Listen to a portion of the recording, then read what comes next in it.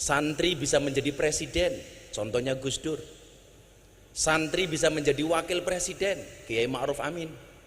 Santri bisa menjadi gubernur, Ibu Khofifah. Santri bisa menjadi bupati, Ibu Munjidah. Dan santri bisa menjadi kiai viral. Ya.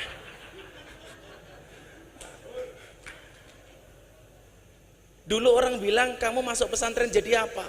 Maka begitu santri jadi orang kaya, orang mulai ngomel lagi. Kamu menjual ilmu agama untuk dunia.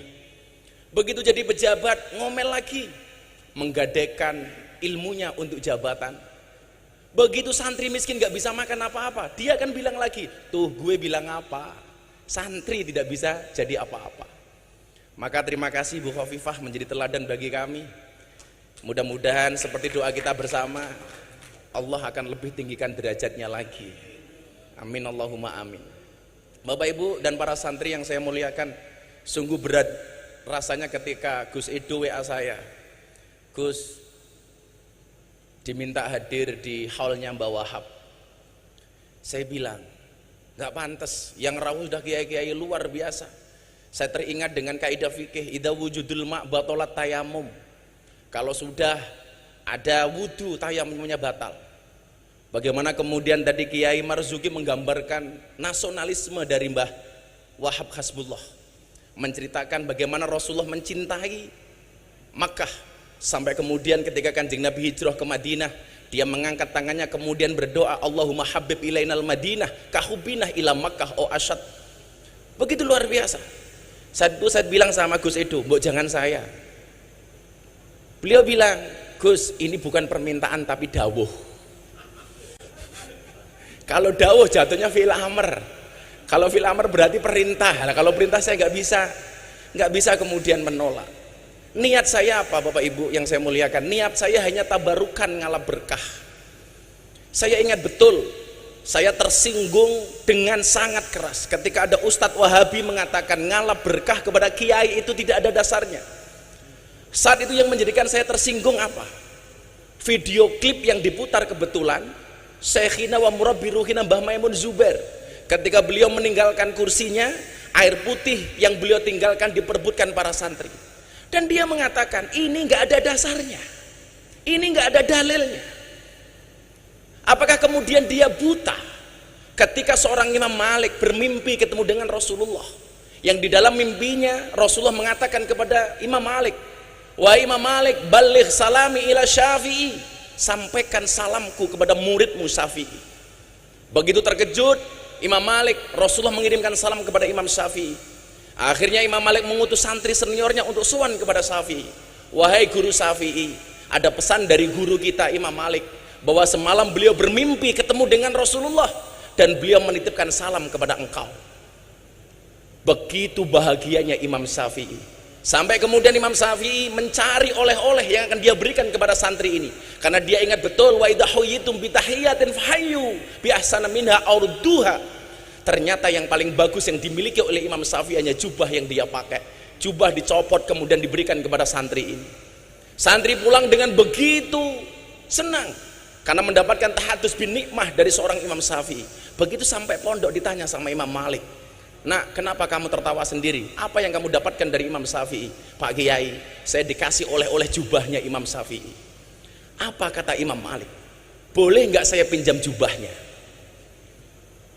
Akan saya cuci jubahnya Imam Syafi'i, kemudian air bekas cucian Imam Syafi'i akan saya minum," kata Imam Malik. Dan ternyata benar.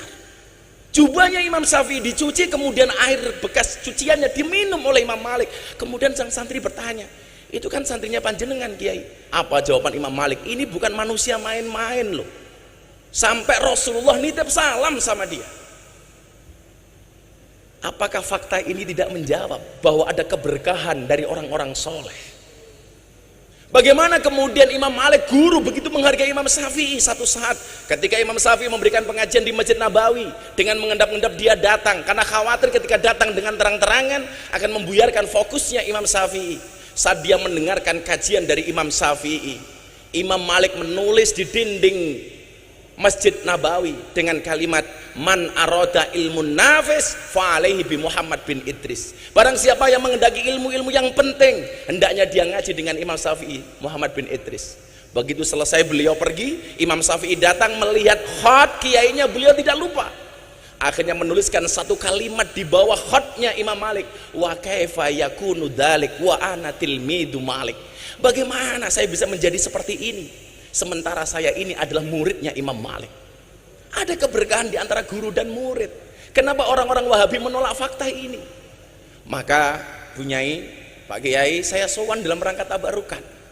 Maka saya selalu mengatakan, bila teman membuatmu kecewa, bila pasangan membuatmu terluka, dan bila corona membuatmu menderita, yakinlah Gus Miftah sowan dengan membawa cinta.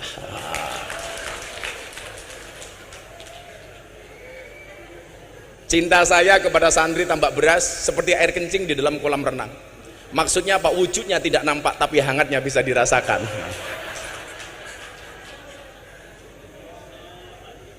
Kenapa saya mencintai orang-orang soleh seperti Mbak Wahab? Imam Syafi'i mengatakan, uhibbus solihina walastu minhum la'alli an anala bihimus syafa'ah wa akrahu man tijaratuhul ma'asi walau kunna sawa'an fil bid'ah. Aku mencintai orang soleh walaupun saya bukan merupakan bagian dari orang soleh. Tujuannya apa? La'alli an anala bihimus syafa'ah, supaya saya mendapatkan pertolongan kebaikan dari orang-orang soleh. Makanya Bu Gubernur, saat dulu saya masih mahasiswa, saya sering belusuan ke Doli. Yang saya sebenarnya usul waktu itu dengan Pak Wali, Wakil Wali Kota, saya bilang, Mbok Doli namanya diganti nopo Gus? Alfa Doli, biar lebih keren dikit lah. Yang dulu saya itu masih mahasiswa Kiai, saya udah belusuan ke Doli karena saya masuk ke lokalisasi Nyuwun Sewu sejak tahun 2000, saat umur saya masih 19-20 tahun. Waktu itu kemudian ini saya sampaikan kepada mereka, kenapa kamu harus ngaji? Kadang-kadang saya berikan kisah terhadap ulama-ulama yang harus kamu mengerti. Alasannya ini, uhibbus solihina walastu minhum. Kita mencintai orang soleh walaupun kita bukan merupakan bagian dari orang soleh. Tujuannya apa? La'ali an anala bihimus syafa'ah, saya pengen mendapatkan syafaat dari Mbak Wahab. Apalagi jelas yang nasabnya bagus. Walaupun kemarin saya dihajar sedemikian rupa gara-gara saya ceramah di gereja, diasar Miftah nasabnya orang jelas. Saya mikir Pak Kiai, ternyata persoalannya bukan masalah nasab tapi masalah nasib. Karena nasab tidak berbanding lurus dengan nasib, apalagi dengan nisab. Persoalannya bukan di masalah pendapat tapi masalah pendapatan. Jadi aja saya dari dulu bilang, a'rifu angsabakum tasilu arhamakum. Pentingnya nasab hanya itu. Karena menurut saya lucu ketika kita menggambarkan mbah-mbah kita luar biasa, sementara kita hari ini bukan siapa-siapa. Harusnya malu ketika kita membaca manakib mbah-mbah kita yang begitu luar biasa, sementara posisi kita hari ini tidak bisa apa-apa. Makanya kemudian Imam Al-Ghazali mengatakan, sarafun nasab min salasi jihadin. Kedudukan nasab itu minimal ada 3 sisi menurut Imam Ghazali. Idaha yang pertama, al-intiha ila sajarati Rasulullah sallallahu alaihi wasallam fala yu'adilahu syai'un. Yang pertama adalah nasab yang langsung terhubung dengan Rasulullah. Ini nggak ada lawan kata Imam Ghazali. Tapi perlu diingat, kok lama-lama saya mikir begini ya, saya diundang sama MNC Group untuk berbicara waktu itu bagaimana kita bersikap kepada para habaib. Orang mengatakan orang NU tidak menghormati habaib. Kamu salah. Orang Indonesia belum kenal habaib. Habaib datang ke Indonesia, yang ngopeni itu orang NU. Orang NU.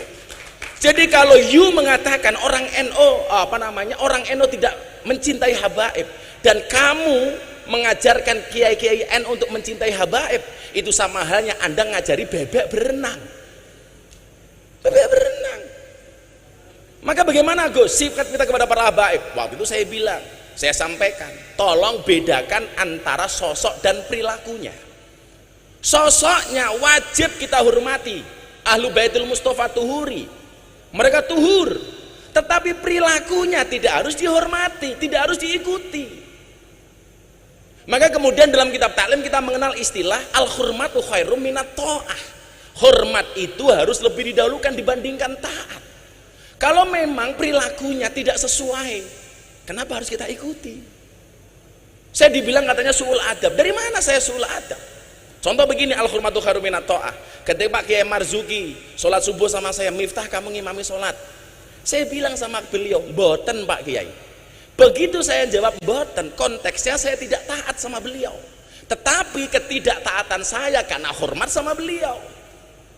Ibu-ibu di pagi hari masak, suaminya lagi macul, Pak sarapannya pun mateng, ayo sarapan. Suaminya bilang, pun ibu rien, jenengan rien nih.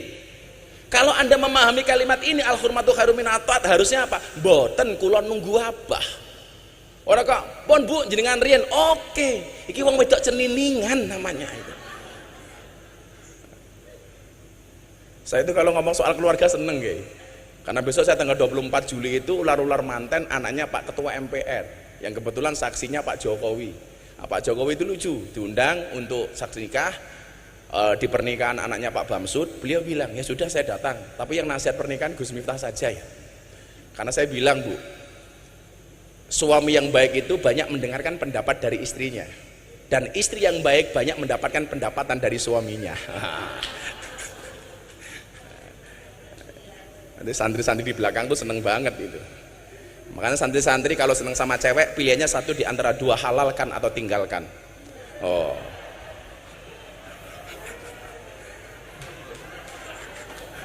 takluk menaklukkan santri putri tidak dengan I love you, tapi dengan kobil tuh. Nah,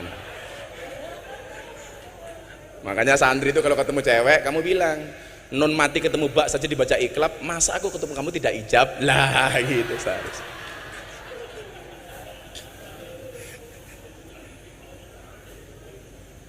Jadi perilakunya tidak harus kita ikuti. Kalau memang kemudian perilakunya tidak sesuai, ya jangan kita ikuti. Dalam beribadah contohlah, kita banyak menggunakan pendapatnya Syafi'i. Begitu kita tidak menggunakan pendapatnya Imam Malik, bukan berarti kita membenci Imam Malik kan? Bukan berarti kita membenci pendapatnya Imam Hanafi, walaupun kita menggunakan pendapatnya Imam Syafi'i. Loh, tapi kan sekarang lagi ngetren Gus, ada kriminalisasi ulama. Kriminalisasi dari mana? Siapapun itu sosoknya, ketika perilakunya melanggar kriminalitas, maka kemudian dia harus mendapatkan proses hukum. Entah itu habib, kiai, pejabat, semuanya sama. Sosoknya nggak pandang bulu. Kalau kemudian melanggar, ya harus ada proses hukum. Lah, kalau proses hukum kepada orang yang kriminal itu bukan kriminalisasi, tapi proses hukum kepada ulama yang kriminal.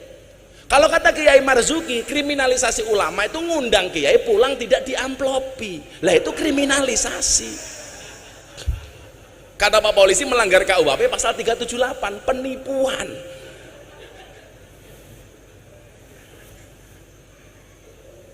Kok gampangnya kita mengatakan kriminalisasi ulama? Maka kawan-kawan santri saya pikir tetap hormati siapapun habaib itu. Tapi soal perilakunya, apakah harus kita taati atau enggak, kita lihat seperti apa perilakunya.